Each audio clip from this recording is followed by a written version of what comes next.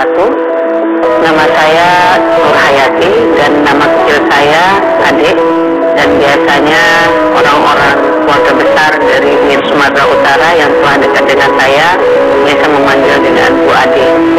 Saya kelahiran Tanjung Pura dan saya merupakan anak kedua dari 6 bersaudara. Kemudian orang tua saya bernama Naharudin dan ibu saya bernama Ramlah, dan kedua orang tua saya ini alhamdulillah sampai sekarang ini masih diberikan umur panjang oleh Allah Subhanahu wa Ta'ala walaupun dalam kondisi kurang sehat, dan saya berdoa mudah-mudahan Allah selalu memberi umur panjang dan kesehatan yang baik untuk kedua orang tua saya.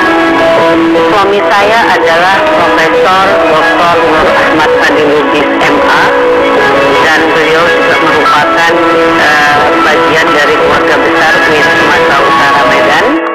Bagi saya, beliau merupakan sosok yang sangat mempengaruhi pemikiran saya dan bagaimana saya bertindak sebagai seorang istri.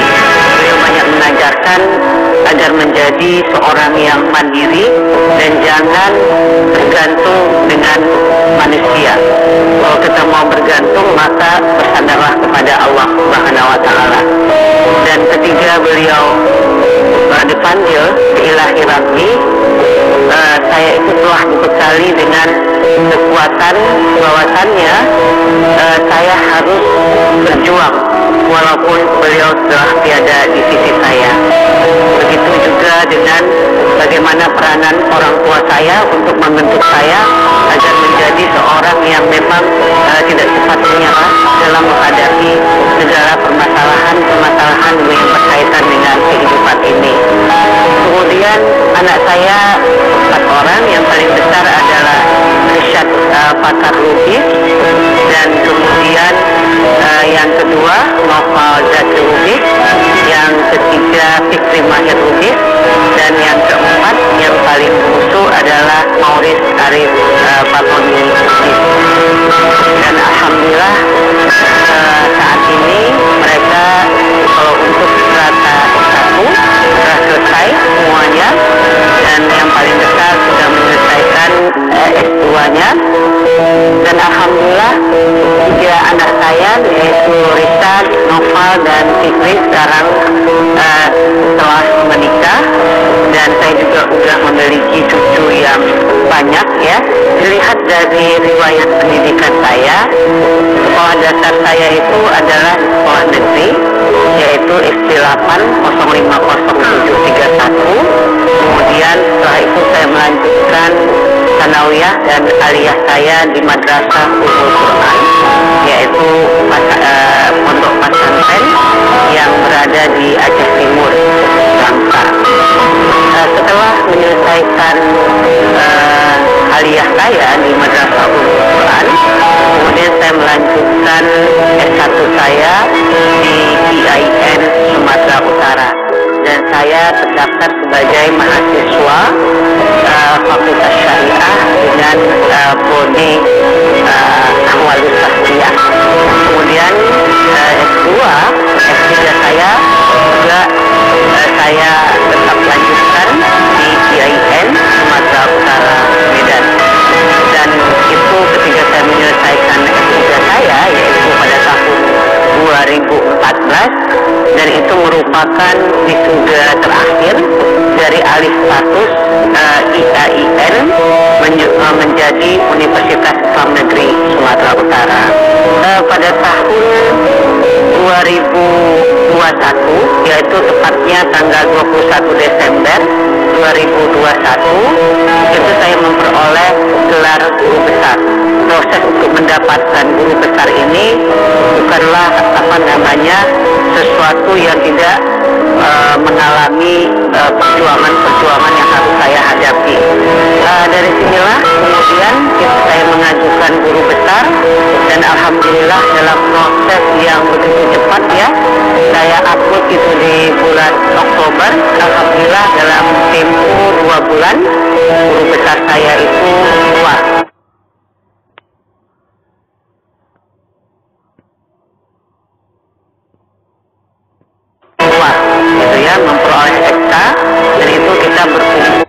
yang begitu cepat ya. Saya upload itu di bulan Oktober. Alhamdulillah dalam tempo 2 bulan guru besar saya itu keluar gitu ya, memperoleh SK, dan itu kita berkumpul dipanggil ke Jakarta, yaitu tepatnya ketiga hub Kementerian Agama. Dan ini merupakan sesuatu yang sangat luar biasa bagi saya. Kenapa? Karena saya merupakan salah satu dari 15 orang yang memperoleh besarnya, yang kami itu merupakan orang pertama yang proses guru besarnya itu dilaksanakan, yang SK-nya itu di bawah Kementerian Agama. Dan terima kasih, ini saya mengucapkan terima kasih yang luar biasa kepada Gusmen ya, yang telah, dan tim hebat yang telah beruang agar memang guru besar yang berbasis yang agama itu tidak di Kemendikbud tapi di bawah Menas. Akhirnya pada tanggal 21 Desember 2021 saya memperoleh besar saya. Ini sekedar sekilas tentang kehidupan saya. Mungkin secara lebih jelasnya bisa dibaca dalam buku Menggagas Fikih Integratif, dan insya Allah nanti ketiga pidato pengukuhan saya akan menyampaikan orasi ilmiah tentang menggagas fikih integratif, integrasi agama dan ilmu kesehatan untuk masyarakat sejahtera. Mudah-mudahan nanti apa yang akan disampaikan bermanfaat bagi kita semuanya. Wallahu muwaffiq ila aqwamit thoriq. Wassalamualaikum warahmatullahi wabarakatuh. Mari kita berikan tepuk tangan untuk Ibu Profesor Dr. Nur Hayati MAG. Bismillahirrahmanirrahim. Assalamualaikum warahmatullahi wabarakatuh. Alhamdulillah, alhamdulillahirabbil alamin. Wassalatu wassalamu ala asyrafil anbiya'i wal mursalin wa ala alihi wa ashabihi ajmain.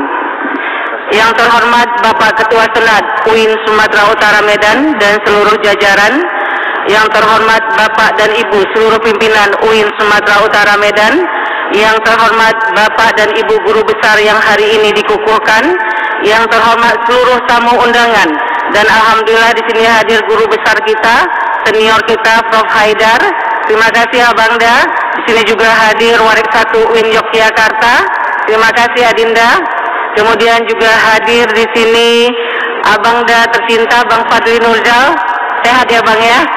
Kemudian ada Adinda kita Faisal Amri, dan terkhusus di sini Ketua PWNU Sumatera Utara Dr. Maraharim Harahap MHub, dan seluruh jajaran dari PWNU Sumatera Utara, dan tamu undangan, hadirin hadirat sekalian yang tidak bisa saya sebutkan satu persatu, dan juga di sini hadir mitra kerja UIN Sumatera Utara dari berbagai bank. Ini saya lihat ada dari BSI. Terima kasih Bapak, dan juga bank-bank lainnya, BRI dan Bank Mitra Kerja UIN Sumatera Utara Medan. Untuk lebih menyemangati kita pada hari ini, saya melihat ketika dibacakan SK semua udah pada tertunduk lemas gitu ya.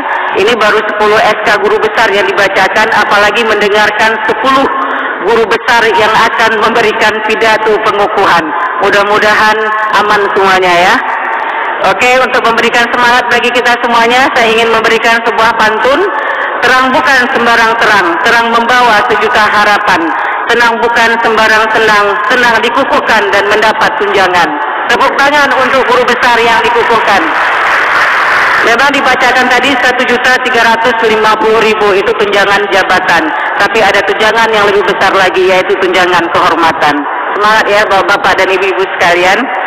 Bapak-bapak dan Ibu-ibu sekalian yang berbahagia, izinkan saya pada hari ini untuk menyampaikan pidato pengukuhan saya, dan alhamdulillah saya hari ini yang pertama untuk memberikan pidato pengukuhan, bukan karena saya seorang rektor di UIN Sumatera Utara Medan ini, tapi karena SK saya di tahun 2021, dan bapak-bapak dan ibu-ibu yang lainnya itu SK-nya itu di tahun 2022 dan 2023. Jadi secara SK saya lebih senior dibandingkan yang lainnya. Mohon maaf ya Abang dan sekalian. Bapak dan Ibu sekalian, adapun pidato pengukuhan saya pada hari ini adalah menggagas fikih integratif, integrasi agama dan ilmu kesehatan untuk masyarakat sejahtera. Diskursus tentang dikotomi atau pemisahan ilmu pengetahuan dan agama merupakan isu yang banyak diperbincangkan dalam beberapa dekade ini.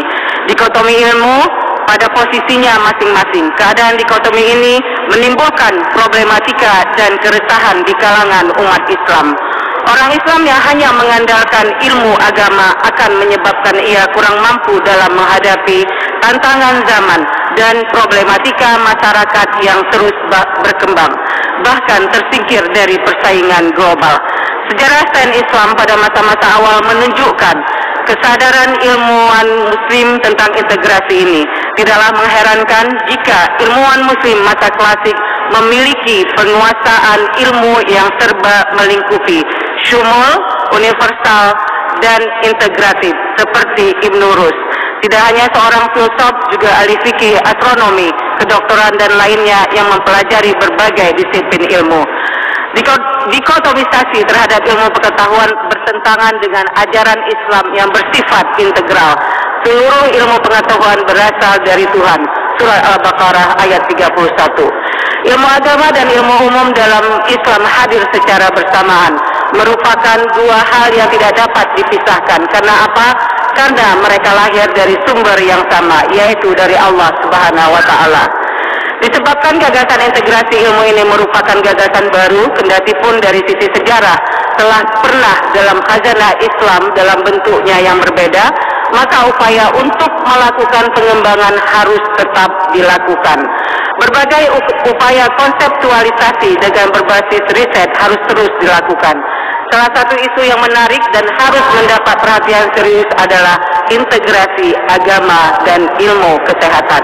Karenanya, tulisan ini mengkaji integrasi ilmu agama khususnya fikih dalam kaitannya dengan kesehatan. Islam bukanlah agama yang hanya mengajarkan dan mengatur tentang kesalehan individual saja, tetapi lebih dari itu. Islam juga sangat memperhatikan permasalahan yang berkaitan dengan kesehatan, dan ini dibuktikan bahwa Allah menjadikan salah satu nama Al-Quran dengan Asy-Syifa, yang berarti yang menyehatkan dan menyembuhkan. Bapak-bapak dan ibu-ibu hadiran yang berbahagia, kata fikih awalnya memiliki arti yang luas, meliputi semua bidang pemahaman dan keilmuan. Pada awal perkembangan keilmuan umat Islam dikenal misalnya kitab Fiqhul Akbar karya Imam Hanafi yang berisikan apa yang kemudian layaknya termasuk bidang akidah teologis. Namun belakangan istilah fikih lebih digunakan hanya untuk yang berkaitan dengan aturan hukum perilaku manusia, af'alul mukallafin. Dalam pengertian inilah kemudian berkembang produk fikih dalam bentuk fatwa, qada, kanun, siasah, dan qaul. Integrasi secara umum dapat diartikan sebagai penyatuan secara terencana dari bagian-bagian yang berbeda-beda menjadi kesatuan yang serasi. Integrasi menghendaki adanya hubungan atau penyatuan atau sinkronisasi atau saling menyapa atau kesejajaran antara tiap bidang keilmuan yang ada. Setiap bidang keilmuan tidak dapat berdiri sendiri, tapi saling menyapa dengan bidang keilmuan yang lain. Karena integrasi ilmu adalah sebuah usaha yang mengembalikan pandangan bahwa ilmu adalah satu kesatuan yang tidak terpisah dan berasal dari Al-Quran dan hadis, Al-Ayatul Quraniyah dan alam semesta, Al-Ayatul Kauniyah. Bapak-bapak dan ibu-ibu sekalian yang berbahagia, dunia belakangan ini dihadapkan dengan berbagai kejadian, permasalahan dan fenomena yang rumit hingga tidak mampu dipahami, apalagi diselesaikan kalau didekati hanya dari disiplin tunggal atau spesialisasi terisolir. Perubahan iklim, hak asasi manusia, kemiskinan, kesetaraan gender, radikalisasi, dan berbagai masalah kesehatan seperti pandemi COVID-19 yang telah kita rasakan adalah beberapa contoh gamblang. Pemahaman yang utuh dan menyeluruh, dan selanjutnya upaya penyelesaiannya yang tepat dan akurat hanya dapat dilakukan dengan mempergunakan perspektif integratif dari berbagai disiplin pengetahuan dan cara berpikir, bahkan out of box yang keluar dari kotak-kotak yang ada. Jadi fikih integratif adalah fikih yang dipahami dengan berbagai pendekatan bidang keilmuan dan dalam hal ini melalui kajian kesehatan. Bapak-bapak dan ibu-ibu sekalian yang berbahagia, kaitannya dengan kesehatan kita mengetahui bahwasannya Islam adalah agama yang rahmatan lil alamin dan merupakan sebuah ajaran yang sangat memperhatikan masalah kesehatan. Doktrin Islam tentang kesehatan adalah menjaga kesehatan lebih baik daripada menanggulangi penyakit.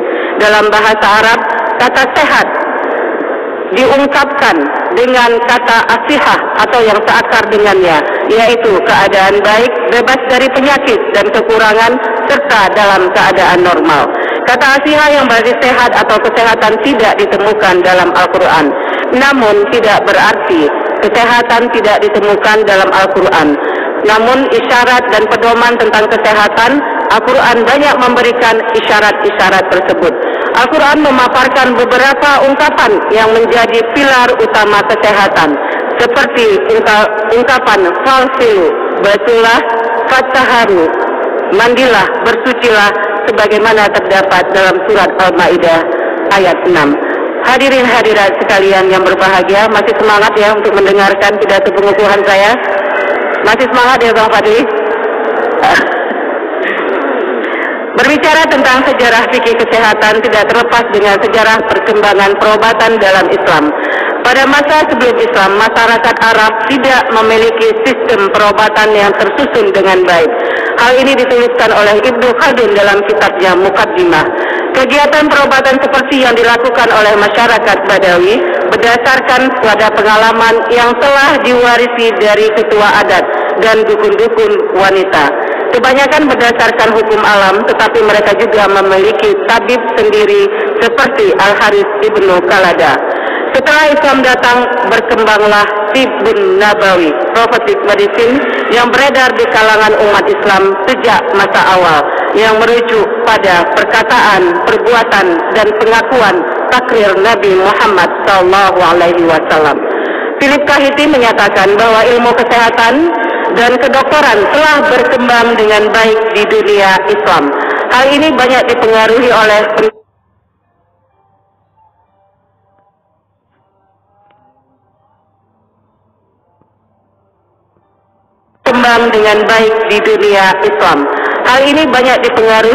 penemuan-penemuan Islam yang salah satunya adalah Ibnu Sina yang di Eropa dikenal dengan Avicenna, dan beliau banyak menulis berbagai kitab dan berjumlah 450 buku. Namun karya-karya yang terkenal dalam bidang kedokteran adalah Al-Qanun fit Tibb, Asy-Syifa, dan lain sebagainya. Bapak-bapak dan hadirin sekalian yang berbahagia, Islam adalah agama yang sangat memperhatikan kemaslahatan bagi umatnya. Setiap hal yang berkaitan dengan kemaslahatan manusia diberikan tuntunan. Salah satu tuntunan tersebut adalah yang berkaitan dengan masalah kesehatan, karena tujuan pokok kehadirannya untuk memelihara agama, jiwa, akal, keturunan, dan harta yang merupakan 5 tujuan pokok syariat, maqasidus syariah. Kesehatan berperan penting dalam menjaga 5 tujuan pokok syariat tersebut. Karena apa? Karena tanpa kesehatan, seorang muslim akan sangat lemah untuk bisa menjaga kelima hal tersebut dengan baik. Kesehatan merupakan mahkota yang harus dilestarikan, dipelihara, dan dijaga untuk kehidupan umat manusia. Seseorang yang melepaskan mahkota kesehatan berarti akan menjerumuskan hidupnya pada kebinasaan dan kehancuran. Bapak-bapak dan ibu-ibu sekalian yang berbahagia, oleh karena itu problematika kesehatan akan mampu diselesaikan dengan menerapkan seluruh prosesnya diintegrasi dengan ajaran agama atau fikih dengan pendekatan berbagai disiplin ilmu, multidisiplin. Permasalahan kesehatan yang terus berkembang sangat membutuhkan penjelasan kedudukan hukumnya dari para ahli fikih agar membantu masyarakat, khususnya umat Islam, dalam mencari jawaban dan solusi yang berkaitan dengan penyembuhan penyakit, dan pemeliharaan kesehatan yang sesuai dengan ajaran Islam. Hadirin hadirat yang berbahagia, implementasi dari fikih kesehatan ini telah saya lakukan bersama dengan tim, dan alhamdulillah saya profesor hari ini adalah berkah dari terbitnya tulisan saya yang berjudul Funeral Positive the COVID-19 Pandemic Perception Among Islamic Religious Leaders in Indonesia. Dan saya berkolaborasi dengan Bapak Tribayu Purnama, dan beliau merupakan ahli kesehatan dalam epidemiologi. Dan alhamdulillah tulisan ini telah terbit di Scopus, di Journal of Religion and Health Amerika Serikat, dan SJR-nya alhamdulillah cukup tinggi 0,79 dan Q1. Dan alhamdulillah kami tidak melakukan pembayaran terhadap penerbitan artikel ini. Jadi sesuatu yang dilakukan dengan ikhlas insya Allah akan mendapat berkah. Bapak-bapak dan ibu-ibu sekalian yang berbahagia, saya dikasih waktu 10 menit sekalian dengan penayangan video tadi. Mudah-mudahan tidak lewat dari waktu yang diberikan. Pembicaraan tentang fikih sangat berkaitan dengan perilaku manusia, baik dalam aktivitas ibadah atau muamalah. Kajian fikih adalah perilaku praktis yang tentu saja melibatkan relasi manusia dengan Tuhannya, relasi dengan manusia, dan juga dengan lingkungannya. Pada saat yang sama, ilmu kesehatan masyarakat juga bertaut dengan perilaku masyarakat.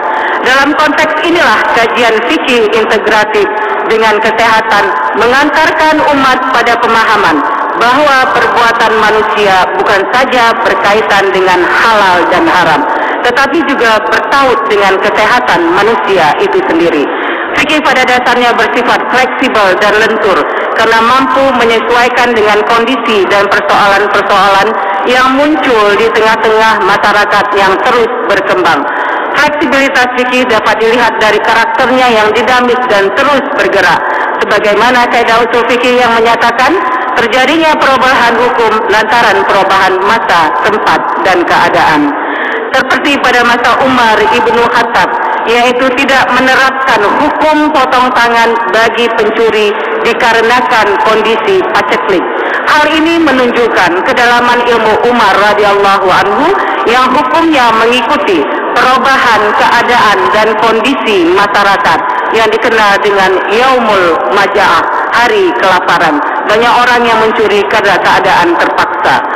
Fleksibilitas ini banyak terdapat dalam permasalahan yang berkaitan dengan duniawi, seperti dalam persoalan yang berkaitan dengan kesehatan yang semakin kompleks, apalagi suasana pandemi COVID-19 yang telah melanda dunia termasuk Indonesia di awal Maret 2020. Pandemi ini mempengaruhi cara pandang dan strategi keagamaan umat Islam dalam menjalankan ibadahnya di masjid yang melibatkan banyak orang. Keberadaan fikih ditujukan untuk melestarikan dan mewujudkan kemaslahatan bagi kehidupan manusia. Hal ini sesuai dengan tujuan pensyariatan hukum, yaitu untuk kebahagiaan dan kemaslahatan hamba, baik dalam kehidupan di dunia dan akhirat. Dengan mengambil yang bermanfaat dan mencegah atau menolak yang merusak dengan melindungi 5 hal: melindungi agama, jiwa, akal, keturunan, dan melindungi harta benda. Hadirin hadirat sekalian yang berbahagia, oleh karena itu integrasi fikih dan kesehatan merupakan suatu keniscayaan yang harus dilakukan, mengingat banyaknya kasus-kasus kesehatan yang berkembang dan bermunculan, yang semua itu membutuhkan penyelesaian dalam perspektif agama agar hidup manusia lebih aman dan sejahtera dalam mencapai kebahagiaan hidup di dunia dan akhirat. Fikih telah memberi ruang fleksibilitas yang sangat terbuka dalam menghadapi hal-hal yang berkaitan dengan kesehatan, manusia, yang berguna untuk menjaga 5 yang daruri, yaitu menjaga, melindungi agama, jiwa, akal, keturunan, dan melindungi harta demi kebahagiaan dan keselamatan hidup umat manusia di dunia ini. Kedepannya diharapkan pengajaran fikih di PTKIN diintegrasikan dengan berbagai disiplin keilmuan sesuai perkembangan keilmuan yang berkembang di setiap program studi dalam rangka menyahuti dan menyelesaikan berbagai permasalahan kemanusiaan. Bapak-bapak dan ibu-ibu sekalian yang berbahagia, sebelum saya mengakhiri pidato pengukuhan ini merupakan hal penting yang saya ingin sampaikan karena ini berkaitan dengan orang-orang yang telah memberikan kebaikan kepada saya. Yang pertama, ucapan terima kasih saya yang tak terhingga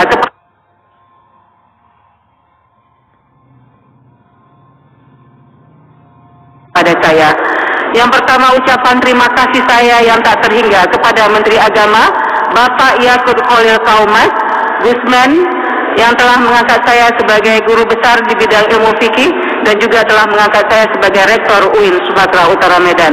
Dan seluruh jajarannya saya mengucapkan terima kasih, yaitu Bapak Sekjen, Bapak Staf Ahli Menteri Agama Bidang Hukum dan HAM, Profesor Dr. Abdul Rahman MAG, Bapak Dirjen Pendis, Bapak Direktur Pendidikan Tinggi Agama Islam, dan Kepala Subdirektorat Ketenagaan Pendis, yaitu Mas Ruhman Busari. Kemudian yang kedua saya mengucapkan terima kasih yang terhingga kepada Bapak Kiai Ketum PBNU, Bapak Yahya Kholis Takub dan Rois Am PBNU KH Mif'atul Akhyar. Keluarga besar Bapak almarhum Haji Anif, beliau merupakan orang yang sungguh luar biasa dalam kehidupan saya, keluarga saya, dan juga untuk UIN Sumatera Utara Medan. Saya mengucapkan terima kasih yang sungguh luar biasa, terkhusus kepada Bapak Musa Rajeksa, dan memang beliau minta maaf tidak bisa berhadir pada hari ini, dan juga Bapak Rahmat Shah. Terima kasih saya juga kepada Bapak Rektor UIN Sumatera Utara periode sebelumnya, Ketua Senat, para Wakil Rektor, dan seluruh jajaran pimpinan UIN Sumatera Utara Medan. Terima kasih saya kepada seluruh pimpinan Ormas Sumatera Utara, MUI Muhammadiyah Al-Wasliyah Al-Ittihadiyah, terkhusus kepada PWNU Sumatera Utara Medan, Sumatera Utara, dan alhamdulillah di sini hadir Ketua PWNU Sumatera Utara Bapak Dr. Marahalim Harahap. Terima kasih Bapak dan jajaran yang telah memberikan yang terbaik untuk saya. Mudah-mudahan segala kebaikan dari PWNU mendapat balasan dari Allah Subhanahu wa Ta'ala. Kemudian terima kasih saya kepada keluarga besar Kahmi dan alumni HMI Syariah UIN Sumatera Utara, dan alhamdulillah sudah hadir di sini para senior-senior yang sungguh luar biasa. Abangda kami Bang Fadli Nurjal, terima kasih Abangda. Adinda kami Faisal Amri, mudah-mudahan sukses untuk menjadi lebih baik lagi. Dan semuanya yang hadir di sini terima kasih saya ucapkan. Dan keluarga besar dari Ketua Umum PBISMI, Ketua Umum Asosiasi Perpustakaan Perguruan Tinggi Islam, karena sebelum jadi rektor saya merupakan Kepala Perpustakaan di UIN Sumatera Utara Medan. Kemudian terima kasih saya kepada para sahabat almarhum suami dan sahabat saya yang tidak bisa saya sebutkan satu persatu, tapi ada beberapa orang yang harus saya sebutkan, yaitu Profesor Nusram, Profesor Ato Muzar, Profesor Safik Burni, Profesor Abdul Rahman, Profesor Babun Soeharto, Profesor Amani, Profesor Imam Taufik, dan lain sebagainya yang tidak bisa saya sebutkan satu persatu. Kemudian terima kasih saya kepada para sahabat rektor PTKN Perguruan Tinggi Keagamaan Negeri yang telah memberikan ucapan selamat yang sungguh luar biasa. Kemudian para guru saya semasa SD, Sanawiyah dan Aliyah di Madrasah Ulumul Quran, para dosen dan pembimbing saat saya S1, S2, dan S3, para tim hebat saya yang telah berjuang bersama-sama untuk mendapatkan gelar profesor, yaitu Prof. Ajari Akmal Tarigan, Tri Bayu Purnama, Putra Apriyadi Siregar, Reni Ria Armayani Hasibuan, Fitri Hayati, dan Sahrial. Seluruh tim pustakawan UIN Sumatera Utara, karena di saat saya menjadi kepala perpustakaan, disitulah saya memperoleh guru besar saya. Kemudian terima kasih saya yang sungguh luar biasa. Jadi saya di sini berusaha untuk tidak menangis, karena nanti menangis akan memakan waktu yang luar biasa. Bapak-bapak dan ibu-ibu sekalian, kenapa kebaikan dari orang-orang yang telah membesarkan kita itu akan kita balas dengan kebaikan yang harus kita balas dengan kebaikan yang berlipat ganda lagi. Terutama kepada kedua orang tua saya, ayahanda saya Naharudin dan mama saya Ramlah, yang memang pada hari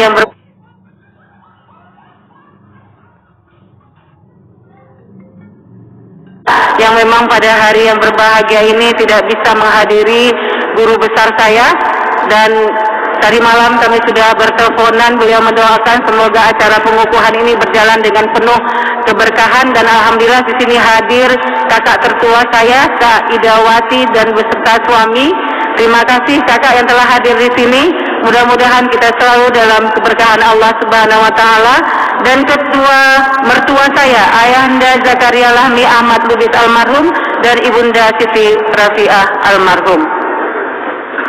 Dan terkhusus terima kasih saya yang sungguh luar biasa kepada suami tercinta yang berpulang ke rahmatullah pada tanggal 21 Maret 2016, yaitu Profesor Dr. Nur Ahmad Fadil Lubis. Beliau adalah guru dan suami yang sangat mengayomi, memotivasi dan menginspirasi saya untuk selalu kuat, sabar dan tabah dalam menghadapi problematika hidup. Beliau sangat mempengaruhi pemikiran dan perilaku saya untuk tetap menjadi seorang yang humble dan berjuang demi kemanusiaan. Semoga Bang Fadil bahagia di alamnya. Kepada 4 anak saya, Risad, Noval, Fikri, dan Mauris, menantu dan cucu-cucu saya yang tersayang yang telah hadir pada hari ini, saya mengucapkan terima kasih banyak kepada kakak dan adik-adik saya, kepada kakak ipar saya, Kak Ningsi yang sudah hadir di sini. Terima kasih kakak. Kemudian keluarga besar saya yang telah hadir di sini yang tidak bisa saya mengucapkan terima kasih dan menyebutkan namanya satu persatu. Saya mengucapkan terima kasih yang sebesar-besarnya karena apa yang telah saya capai pada hari ini adalah berkah dari doa dan dorongan dari saudara-saudara saya semuanya. Bapak-bapak dan ibu-ibu sekalian yang berbahagia, akhirnya gelar guru besar ini saya dedikasikan untuk seluruh wanita hebat di UIN Sumatera Utara Medan ini. Tepuk tangan untuk para wanita-wanita hebat di UIN Sumatera Utara Medan dan juga Indonesia. Jangan pernah berhenti berharap dan berjuang untuk mewujudkan mimpi-mimpi kita, walaupun kita seorang yang single fighter. Oleh karena itu, berharap dan bersandarlah kepada Allah Subhanahu wa taala. Terima kasih untuk semuanya. Mohon maaf atas segala salah dan silap saya. Wallahu muwaffiq ila aqwamit thoriq. Wassalamualaikum warahmatullahi wabarakatuh. Kembali kita berikan tepuk tangan untuk Ibu Profesor Dr. Nur Hayati. Silahkan kepada Bapak Profesor Dr. Haji Syamsun Nahar MAG.